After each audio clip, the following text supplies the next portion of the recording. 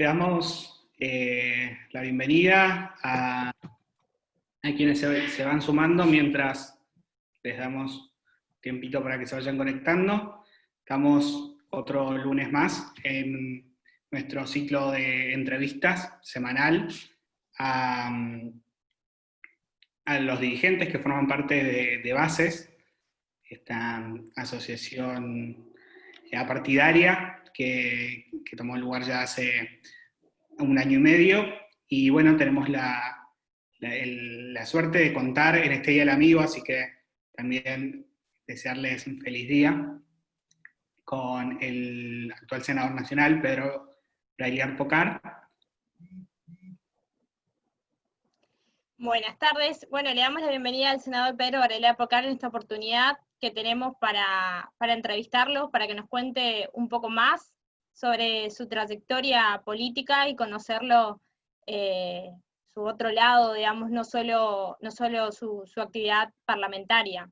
Para hacer un resumen de la trayectoria del senador, él es abogado y es doctor en Derecho Político. Su carrera en el espacio público comenzó como subsecretario de Recursos Naturales de la provincia de Corrientes en 1987, también fue subsecretario de Gobierno, ministro de Gobierno y Justicia, en 1993 fue ministro de Salud Pública, en el 97 fue gobernador de la provincia de Corrientes, luego fue diputado convencional constituyente de la provincia en 1993, y en el 2007 también fue diputado provincial, vicegobernador, ministro de Seguridad del 2013 al 2015, y desde el 2015 hasta la actualidad, senador nacional por la provincia de Corrientes, en la Alianza Encuentro por Corrientes, a nivel nacional, alineado a Juntos por el Cambio. El senador es presidente de su partido fundador, denominado el Partido Popular, que lo fundó en el año 2001. Después, en cuanto a su actividad parlamentaria, ha presentado una cantidad de proyectos, entre los que se puede destacar que ha sido sancionado fue el que crea el Parque Nacional Iberá, que fue el impulsor junto con el senador Pinedo, convirtiéndolo en ley en el 2018. Esto es más o menos la introducción del senador, y ahora a lo largo de nuestra conversación vamos a pedirle que nos cuente un poquito más en profundidad. Y para eso, para comenzar, queremos saber, Pedro, ¿qué fue lo que te motivó o qué hecho te llamó para involucrarte en política? Bueno, buenas tardes. La verdad que un gusto charlar con ustedes. Ojalá que algunas cosas que les voy a contar les sirva por lo menos para tener un antecedente más y para ver las cosas buenas que se pueden hacer y para no repetir algunos errores también, ¿no? Yo empecé a militar muy joven en política en el año 1972. Yo tenía 18 años. Había regresado de estar un año en Estados Unidos, becado, y ya desde ese tiempo me gustaba la política. Desde adolescente prácticamente me interesaba por conocer muchos temas de economía, por ejemplo, los perfiles productivos de los países, me gustaban mucho las estadísticas. Leía los diarios permanentemente de los 12, 13 años, escuchaba los discursos presidenciales, es decir, me interesaba la cosa pública, ¿no? Después coincide mi estadía en Estados Unidos con una campaña presidencial. Viví como testigo todo el proceso de las primarias, que es muy interesante, aparte de intenso y bastante extenso también. Y bueno, todo eso me entusiasmó, y cuando volví a la Argentina elegí militar en un partido que estaba acorde con mis pensamientos. Yo siempre comulgué con las ideas liberales, y además porque en ese momento el Partido Liberal de Corrientes, un partido que se remonta a las ideas del mitrismo, para que haya una idea, para que haya una noción, ¿no es cierto? Era uno de los pocos partidos que tenía sus cuadros juveniles organizados. tenía la Juventud Liberal organizada con sus, bueno, yo me entusiasmé, me involucré en eso, y ahí empieza mi militancia política, era uno de los más jóvenes de ese movimiento. Llegué a ser presidente de la Juventud después con los años, de la Juventud del partido, y fueron años muy, muy valiosos, lo que me hizo entender que a los jóvenes hay que abrir todos los espacios de participación que sean posibles, porque cada uno tiene, y militar en un espacio juvenil tiene un valor enorme, porque uno se va interiorizando y aprendiendo los pormenores de la política y también de las instituciones. Así que esa fue así empecé. Un año ciertamente muy difícil, era un año donde la violencia, lamentablemente, la violencia política tenía una presencia muy grande en la Argentina. Perón estaba todavía viviendo en Madrid, exiliado. Obviamente el movimiento que lo apoyaba intentaba su regreso y dentro de eso había distintas tendencias, incluidas algunos sectores que utilizaron la vía violenta, es decir, así fue. Por otra parte, era una época en que había una gran presencia de las ideas más bien de izquierda en las universidades, y a nosotros se nos ocurrió hacer un movimiento de centro. Creo que la Facultad de Derecho de Corrientes y la Facultad de Ciencias Económicas de Mendoza eran los dos únicos lugares del país donde había un movimiento estudiantil con ideas de centro, ideas, qué sé yo, liberales, se podría decir. También fue una experiencia muy valiosa. Fui electo delegado a la Federación Universitaria Argentina, pero no alcancé a hacerme cargo porque después vino el golpe de Estado del 76. Así que bueno, así empecé en política y siempre traté de mantener, lo digo, siempre 3 principios básicos, ¿no? Primero, que mi declaración jurada resista cualquier análisis, es decir, y siempre he invitado al que quiera investigar mi patrimonio, y porque el mismo está absolutamente acorde con los ingresos que he tenido en mi vida, y creo que eso es muy importante, debiera ser lo habitual, ¿no es cierto? No juzgo a nadie, pero simplemente digo que todos los políticos debiéramos estar en condiciones de que nuestro patrimonio sea investigado por quien lo estime necesario.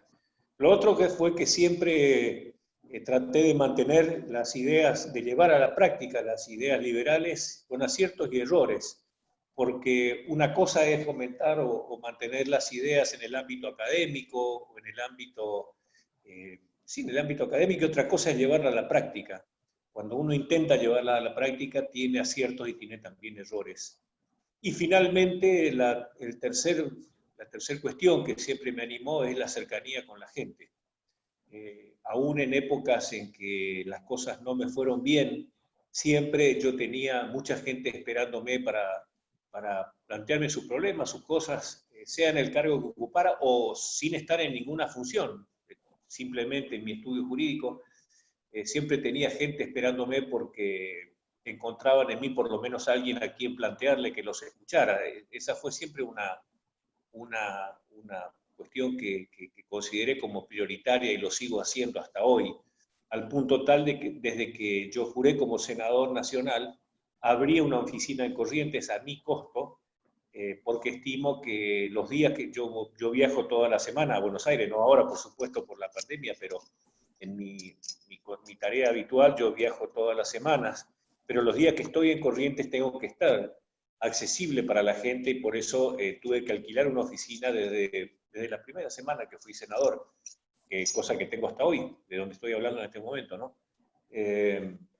Así que, porque siempre entendí que todo político debe mantener una relación estrecha con la sociedad, con la gente, debe saber escuchar, debe saber recibir y atender a los ciudadanos que quieren hablar con uno, porque siempre sostengo que el principio de solución de un problema que una persona le puede plantear a uno empieza cuando haya alguien que lo escuche.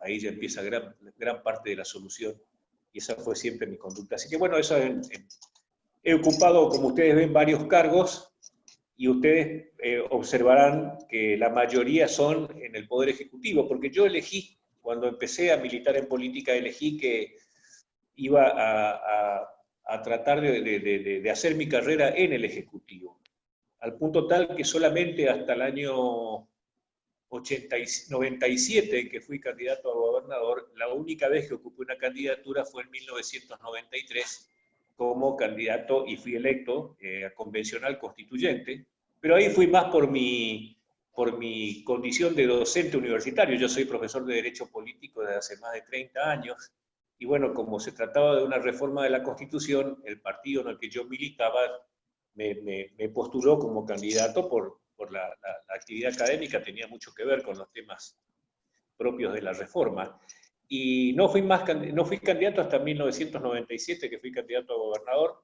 Es decir, primero fui candidato a vicegobernador y 15 días antes de las elecciones fallece en un accidente el candidato a gobernador, se produce el corrimiento de la fórmula, yo paso a ser candidato a gobernador, se la integra con otro candidato a vice y ganamos las elecciones por muy amplio margen. Después, bueno, en el 99 tuvimos un traspié importante y yo me retiro de la función pública por bastante tiempo hasta que vuelvo a ser electo diputado provincial en el año 2005.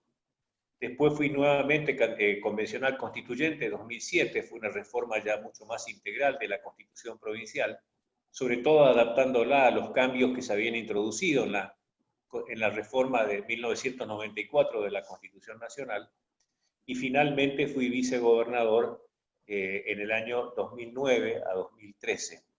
Después de eso, concluido mi mandato, fui candidato a intendente de la capital, perdí por muy escaso margen, creo que no llegué a los 2.000 votos, y entonces fui convocado al gabinete como ministro de Seguridad, y desde allí empecé a trabajar, ya lo había empezado, de que era vicegobernador, el apoyo a la candidatura que se vislumbraba como posible del ingeniero Macri, cuando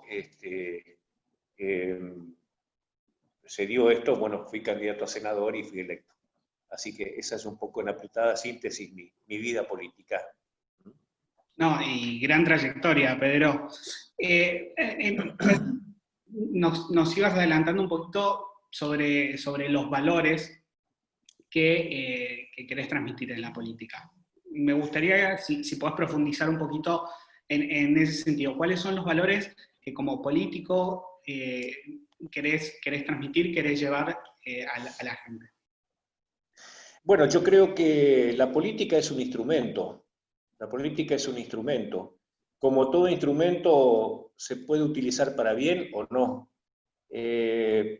Yo valoro de sobremanera la vocación de servicio que mucha gente pone de manifiesto y la ejerce, ya sea a título individual o participando en organizaciones de bien público.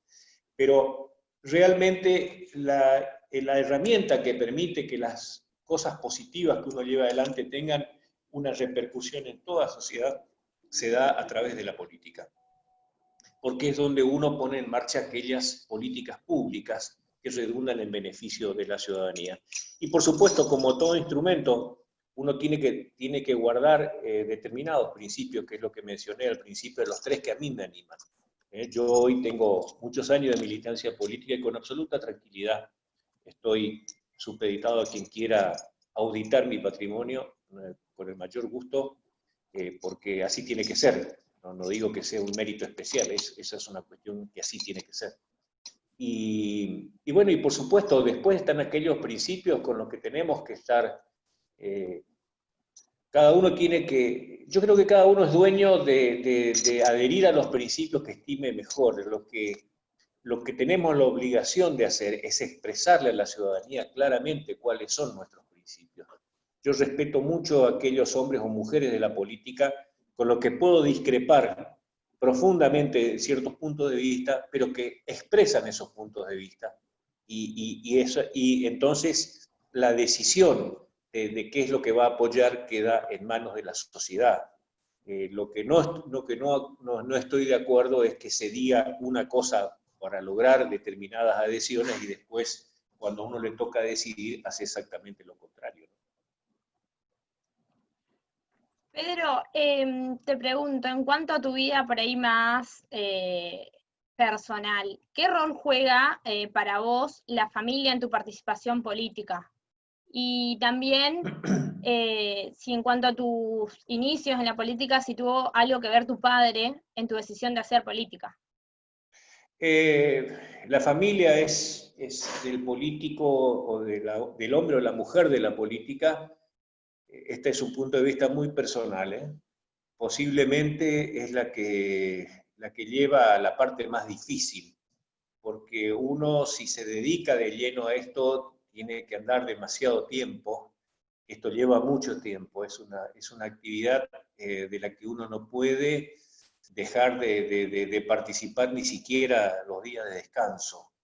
Y entonces la familia sufre un poco ese impacto. A mí me ha ocurrido, no es fácil, no es sencillo. Hoy de los 3 hijos que tengo, uno de ellos es concejal actualmente, es abogado y se ha dedicado de lleno a la política y un poco, podría decir con orgullo, que sigue un poco mis pasos, ¿no? Así que en cuanto a mi padre, sí, él tuvo una militancia política más bien breve, él era retirado del ejército, incursionó un poco en política, pero en realidad eso fue solamente un aliciente más. A mí en realidad me gustaba la política ya de mucho antes y él dejó después de tener actividad política y yo seguí hasta el día de hoy. Así que, pero sí, vuelvo a lo que decía hoy. Lo que pasa es que la familia es el respaldo fundamental de todo hombre y mujer de la política, eso es así, pero es a su vez la que lleva la peor parte de todo esto. No es fácil, no es fácil pertenecer a una familia de un hombre o una mujer que tiene que estar las 24 horas del día pendiente de su actividad, ¿no? Pedro, y recién nos comentabas un poco sobre el tema de escuchar la diversidad de opiniones. En este sentido me gustaría preguntarte, ¿qué opinás respecto a los comentarios o las críticas que se vienen realizando sobre la dirigencia política actual? Y si crees que podríamos estar mejor.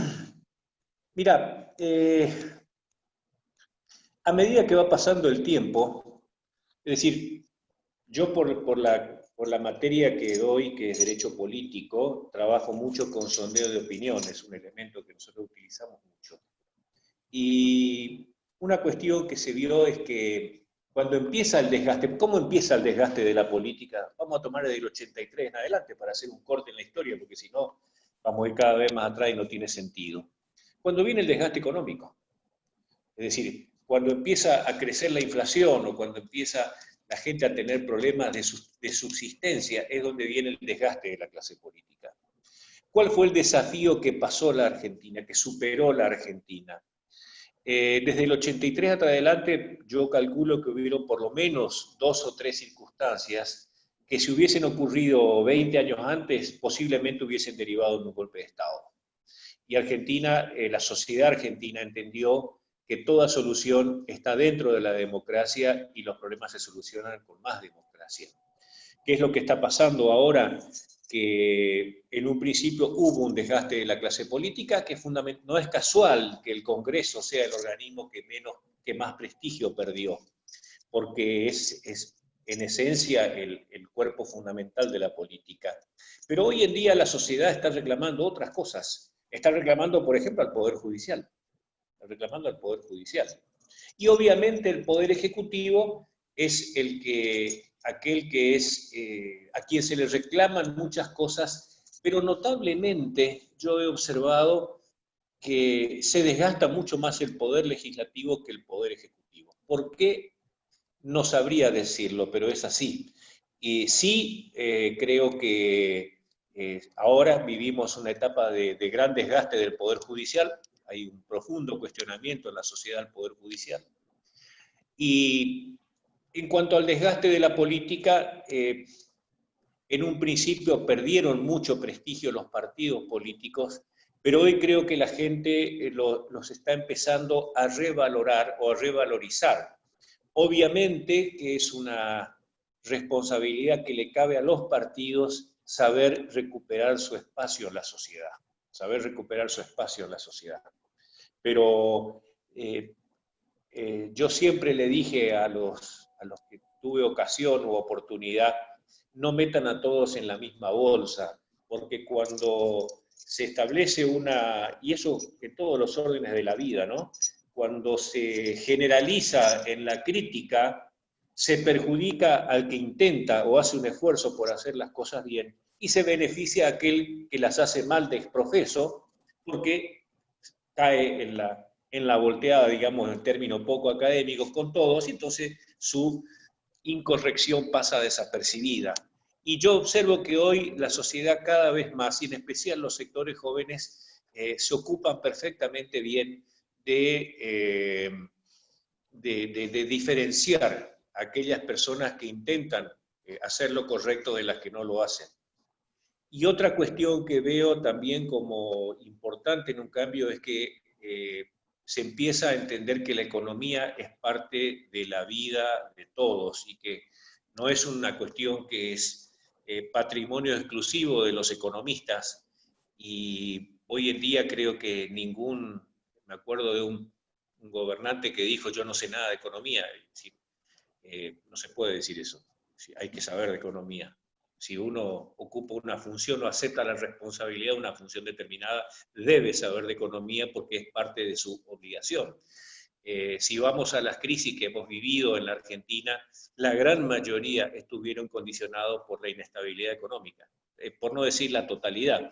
Lo que pasa es que las crisis económicas siempre, de una u otra manera, están relacionadas con las crisis políticas.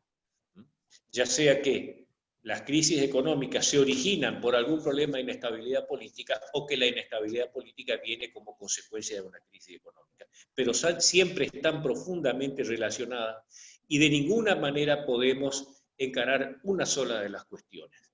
Ese tema es central.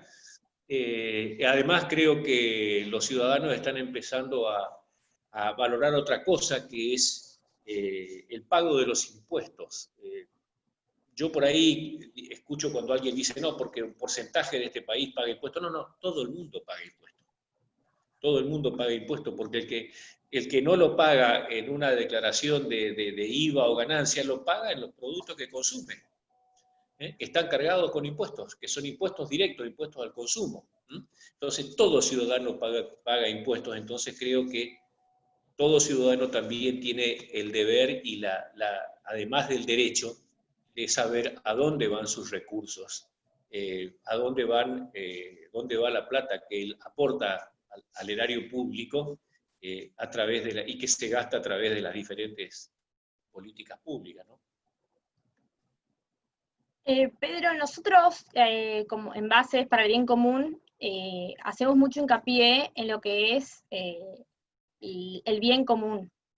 En cuanto a esta línea, vos, ¿qué opinás respecto a, qué opinás si nos puedes contar alguna anécdota o algún momento de tu carrera en donde vos veas que claramente se relaciona la política y el bien común? Bueno, yo, como ustedes vieron, incursioné en diferentes áreas. El mayor desafío para mí fue el que a la vez más satisfacciones me dio en mi vida pública, de haber sido ministro de Salud. Yo soy abogado y por una cuestión política coyuntural, al sector político que yo pertenecía dentro del partido que militaba, le toca el Ministerio de Salud. Y entonces yo estaba entre los postulantes a ocupar un ministerio. Era un gobierno nuevo en 1993, después de las sucesivas intervenciones federales que tuvimos del 92 al 93. Y me dice, bueno, mirá, tenés que ser ministro de Salud. Y la verdad es que para mí fue una cosa que me asustó. Me fui, consulté yo tengo un hermano tengo 3 hermanos médicos en realidad, pero tengo uno que es no solamente un especialista muy destacado, sino con mucha trayectoria en el ámbito de la salud pública y privada. Hice una reunión con un grupo, con los referentes de salud más importantes de la provincia, por lo menos de la ciudad, y obtuve 2 cosas. Primero, el respaldo para ocupar el ministerio, y segundo, el compromiso de colaboración. Y ahí empezó. Además, tuve la ventaja de ser postulado al cargo un mes antes de asumir, por lo cual, cuando presté juramento, ya había recorrido todas las instituciones hospitalarias de la provincia y ya había elaborado un plan de salud. Y realmente, reitero, ahí es donde uno puede vivir en plenitud eso de prestar un servicio, porque pocas cosas deben manifestarse tan claramente como servicio como es el tema de salud.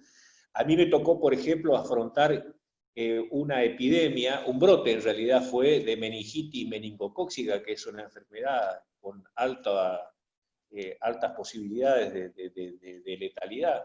Y la verdad es que lo hicimos, todas estas medidas que yo veo de aislamiento, de cosas, nosotros las tomamos. Esto fue en el año, ahora sí, el año 96, 96, y tomamos todas las medidas que había que tomar y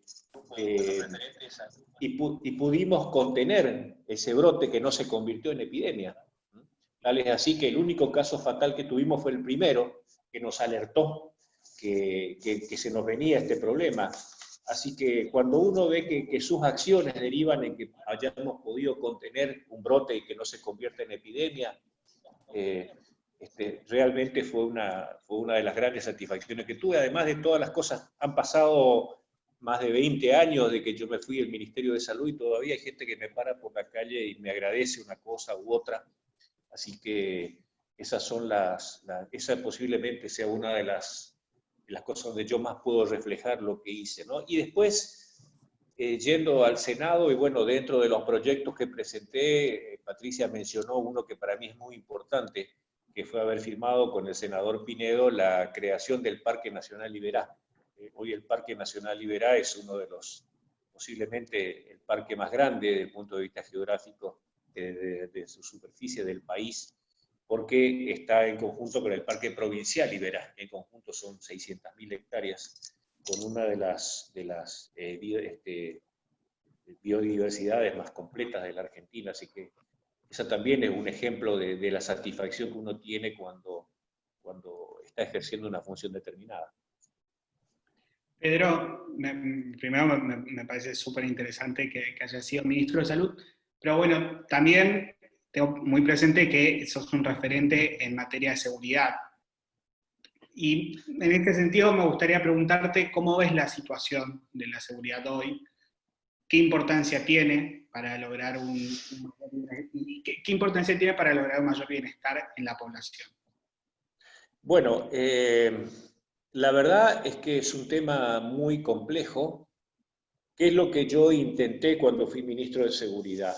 Primero, si bien el tema de narcotráfico no es una cuestión de competencia provincial, sino de competencia federal, pero la provincia o la Fuerza Policial Provincial actúa como organismo auxiliar y respondiendo a las disposiciones de los jueces federales, yo involucré a la policía de la provincia directamente, porque yo partía de dos pautas, ¿no? Primero que hay una realidad, y es que la droga había ingresado en todos los rincones, como creo que hay un problema que existe, lamentablemente,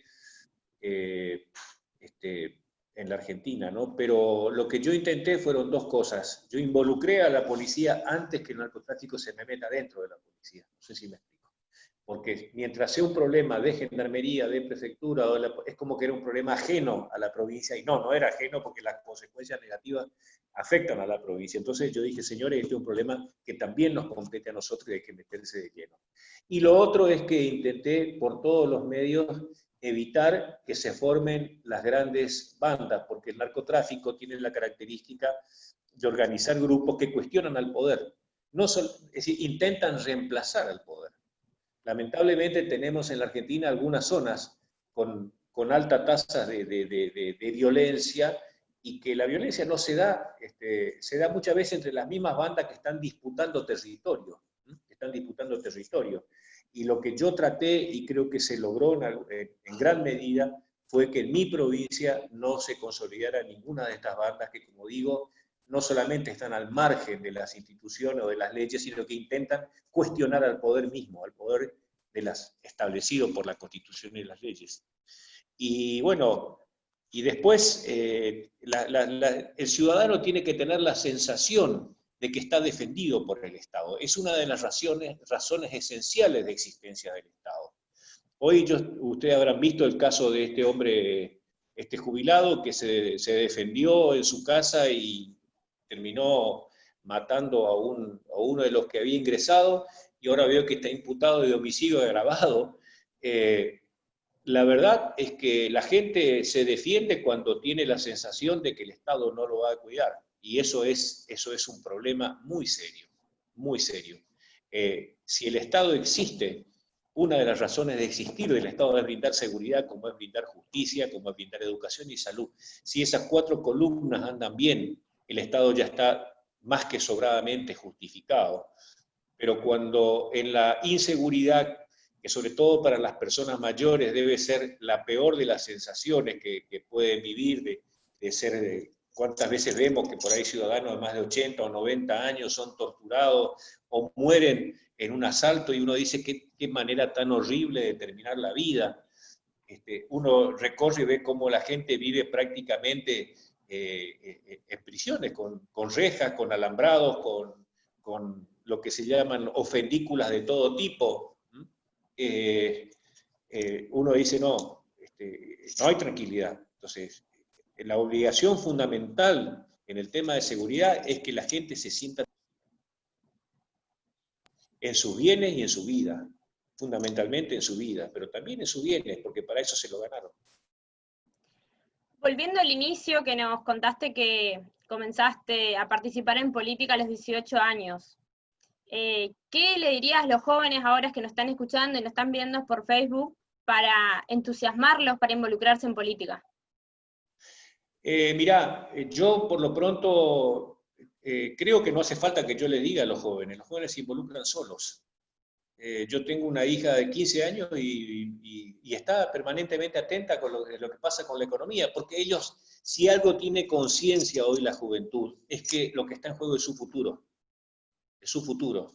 Yo le digo siempre a mis alumnos, miren, yo me jubilo, lo que no sé si se van a jubilar son ustedes.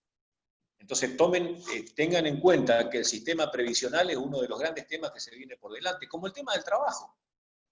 El desafío que se viene en el futuro sobre el tema laboral es tremendo, porque no sé ni si no estamos viviendo algo más complejo de lo que fue la revolución industrial, que fue posiblemente el último gran cambio en la manera de trabajar que hubo en la sociedad. Entonces, yo veo que los jóvenes hoy tienen esa convicción de que lo que está en juego es su futuro, por eso demandan determinadas cosas y con toda razón.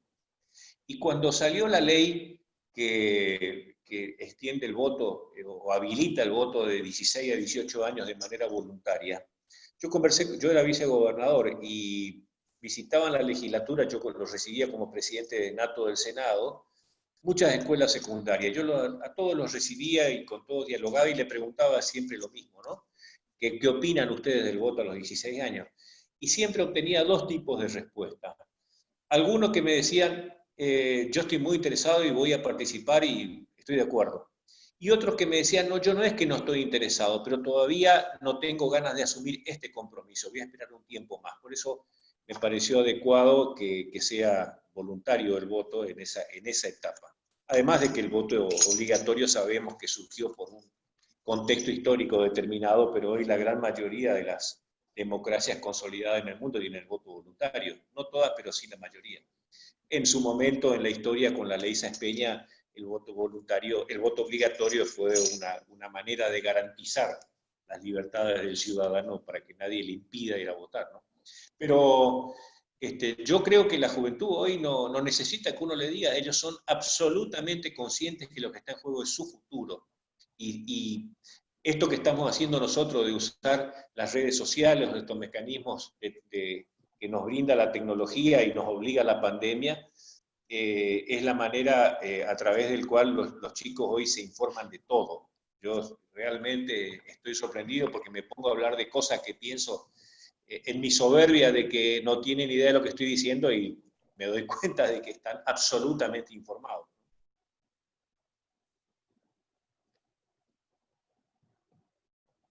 Pedro, ¿nos podrías contar uno o dos desafíos que hayas tenido a lo largo de tu carrera política?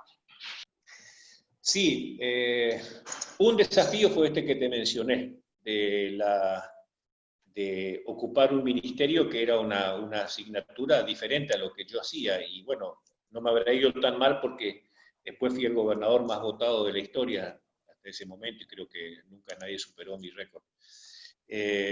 O sea que si tomo como criterio la opinión de la ciudadanía, el desafío fue superado con éxito.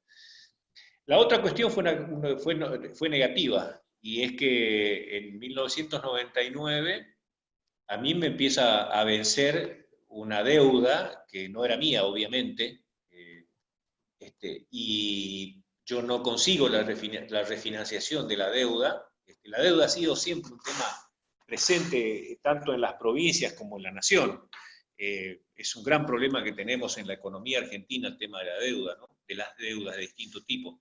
A mí me empiezan a vencer, ni bien asumo el gobierno, ya tuve vencimiento por cientos de millones de dólares, todos calzados con garantía de coparticipación. O sea que ese dinero directamente no entraba a la provincia, era embargado y derivado a los bancos acreedores. Y bueno, ahí esto termina mal para mí, termina mal porque concluye en un juicio político.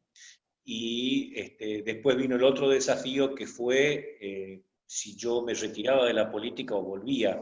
Además, cuando fui separado del cargo, también me fui del partido en el que militaba porque no estuve de acuerdo con determinadas actitudes de los propios, digamos. Y ahí empieza otro gran desafío que fue decir, bueno, o me quedo en mi casa o vuelvo, empiezo de nuevo. Y como yo tenía la tranquilidad de conciencia y la convicción de que hice las cosas como tenía que hacerlas, y de última dije que la ciudadanía me juzgue, empecé por el camino más difícil, fundar una fuerza política, en el contexto de una crisis muy, muy seria como fue la de 2001-2002, muy grave la crisis, crisis económica. Fundamos el partido con un grupo de gente que me siguió cuando me retiré de la fuerza donde estaba, y empezamos a trabajar primero desde afuera y con enormes dificultades hasta ser hoy una de las fuerzas políticas más importantes de la provincia. Así que te diría que ese fue el otro desafío. Empezó con un hecho negativo, pero terminó en algo positivo, que es que hoy nuestra fuerza política sea una de las que tiene mayor protagonismo en la provincia. Como para ir cerrando, y de acuerdo a esto que contabas, un poco que la trayectoria política no solo se trata de triunfos, digamos, sino que también hay veces que hay cosas que te van marcando, pero siempre y cuando uno tenga la convicción o la conciencia tranquila de haber dado lo mejor o haber hecho lo mejor. ¿Qué te trae a pensamiento a vos en cuanto al futuro de la Argentina? ¿Cómo la soñás o qué esperás? Yo creo que lo peor o el mayor desafío que tenemos los argentinos es el famoso tema de la grieta. Ese es el primer problema. Y el otro tema es reducir los altos índices de corrupción que existen en la Argentina. Si no podemos superar esos dos desafíos, no digo que no tenemos futuro, por algo hemos existido más de 200 años, en esos 2 siglos de vida de la existencia de la Argentina han desaparecido imperios, se han creado cientos de países. Cuando nosotros nacimos como nación independiente no habrán habido más de 40 o 50 países, si es que llegaban a ese número. Creo que en el África en el siglo XIX había solamente 2 países independientes, Liberia y Etiopía. La gran creación y irrupción de países a la vida independiente va a ocurrir después de la Segunda Guerra Mundial. Y Argentina ya venía como un país, pero, o sea que de ninguna manera soy apocalíptico, pero creo sí que tenemos que superar estos 2 grandes escollos para poder ser la nación que debemos ser, partiendo de la base de los enormes recursos materiales y humanos que tenemos. en un contexto de más de 200 países como hoy existen en el mundo, tenemos la octava superficie del mundo, con climas que todos lo saben perfectamente, van desde el clima subtropical o tropical casi allá al norte de Salta, de la zona boscosa, hasta el clima que vivimos en Santa Cruz, en Tierra del Fuego, ¿no es cierto? Yo a veces miro permanentemente o conversamos con los colegas senadores cuando nosotros estamos en Corrientes o en Misiones en pleno mes de julio, a veces como hoy, que estamos con casi 30 grados, en Tierra del Fuego están con 8 grados bajo cero, ¿no? Esa es la Argentina. Entonces, merecemos ser mucho más de lo que somos. En algún momento de nuestra historia creo que nos equivocamos en algunas cosas, no voy a emitir juicio de valores porque creo que todos tenemos una cuota parte de responsabilidad, pero creo que lo primero que tenemos que hacer es superar esta grieta. Yo en lo que modestamente puedo trato de llevar una convivencia lo más aceptable posible con todas las fuerzas políticas. Creo que los anti nos han hecho mucho daño. Y lo otro, bueno, que sí, realmente debemos tener una sociedad con un nivel menor, ¿no? No voy a decir sin corrupción, porque eso es algo que está presente en todo el mundo, pero con un nivel menor de corrupción que no nos haga tanto daño, ¿no? Perdón, yo no soy quien para juzgar a nadie, y ni pretendo hacerlo, pero ustedes me piden una opinión y tengo que expresar lo que siento y lo que pienso. Además, son aquellas cosas que siempre me han animado a tener una conducta determinada. Si algo me permitió volver con éxito a la vida pública fue porque la ciudadanía de Corrientes me conoce y sabe cuál ha sido mi trayectoria en ese aspecto, ¿no? No, está perfecto, Pedro. La idea es eso, es conocerte, es conocer tu pensamiento, la forma de pensar y por mi parte, quiero agradecerte, un placer poder escuchar a un dirigente con tanta experiencia, con tanto conocimiento de diferentes ámbitos, así que por mi parte, muchísimas gracias. Y desde Bases para el Bien Común también te agradecemos, Pedro, por tu buena predisposición para hacerte la entrevista y para conocerte un poco más sobre tu trayectoria política y tu vida personal también, que contaste un poco. Así que Bueno, muchas gracias. yo les agradezco a ustedes. La verdad es que no es muy habitual que yo hable de mis cosas, pero porque bueno, la sociedad uno lo observa y entonces es la sociedad la que determina qué tema les puede interesar de la vida de uno, ¿no? Pero bueno, para mí fue muy agradable poder recordar inclusive experiencias y cosas y contarlas, porque son vivencias que uno ha llevado a lo largo de la vida y